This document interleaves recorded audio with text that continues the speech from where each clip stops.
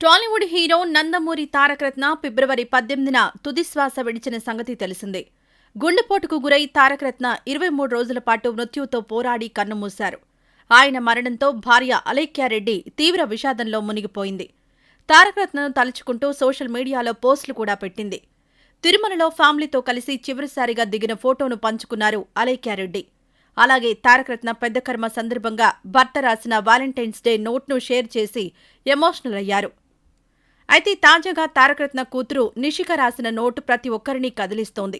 నిషిక రాస్తూ, అమ్మా, నువ్వు చాలా బాధలో ఉన్నావ్. నువ్వు ఇంకొకసారి ఏడిస్తే నేను నీకు గుడ్ బై చెప్తా అంటూ రాసింది. తారకరత్న కూతురు నిషిక రాసిన నోట్ చూస్తే అమ్మపై ప్రేమ ఎంత ఉందో అర్థం చేసుకోవచ్చు. నిషిక రాసిన నోట్ను అలేఖ్యారెడ్డి తన ఇన్స్టాలో షేర్ చేసింది. నిన్ను చాలా మిస్ అవుతున్నానంటూ ఇన్స్టా స్టోరీస్లో పంచుకున్నారు. ఇక ఇదిలా ఉంటే నందమూరి తారకరత్న రాజకీయాలపై ఎన్నో కలలు కన్నాడు. వచ్చే ఎన్నికల్లో పోటీ చేయాలని దృఢ నిశ్చయంతో ఉన్న సమయంలోనే ఊహించని ఘటన చోటుచేసుకుంది. రాజకీయంగా రాణించకుండానే నందమూరి తారకరత్న అనంత లోకాలకు చేరిపోయాడు. తెలుగుదేశం పార్టీలో కీలకంగా వ్యవహరించిన తారకరత్న నందమూరి కుటుంబాన్ని, తెలుగుదేశం పార్టీ నేతలను తీవ్ర శోకంలో ముంచి వెళ్లిపోయారు.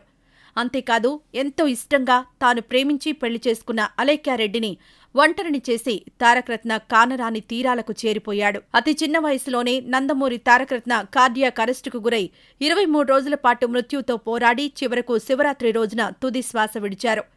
హీరోగా అనేక సినిమాలు చేసిన ఈ నెంబర్ 1 కుర్రాడు రాజకీయాల్లో రాణించాలని తహతహలాడాడు. కాని విధి ఆడిన వింత ఆటలో వచ్చే ఎన్నికల్లో పోటీ చేయకుండానే కనుమరుగైపోయాడు. నందమూరి తారకరత్న మరణం తర్వాత 3 పిల్లలతో అలేఖ్యారెడ్డి ఒంటరివారయ్యారు. చుట్టూ ఎందరున్నా మేమున్నామంటూ ఎంతోమంది భరోసా ఇచ్చినా తారకరత్న లేని లోటు అలేఖ్యారెడ్డికి తీరనిది. అలేఖ్యారెడ్డిని తిరిగి మామూలు మనిషిని చేయాలని కుటుంబ సభ్యులు ఎంతగా ప్రయత్నిస్తున్నా ఆమె మాత్రం భర్త జ్ఞాపకాలతో మానసికంగా కృంగిపోతున్నారు. అయితే అలేఖ్యారెడ్డిని తిరిగి కోలుకునేలా చేయడానికి, ఆమెను బిజీ చేయడానికి రాజకీయాల్లోకి తీసుకురావాలని బాలకృష్ణ ఆలోచిస్తున్నట్లుగా సమాచారం.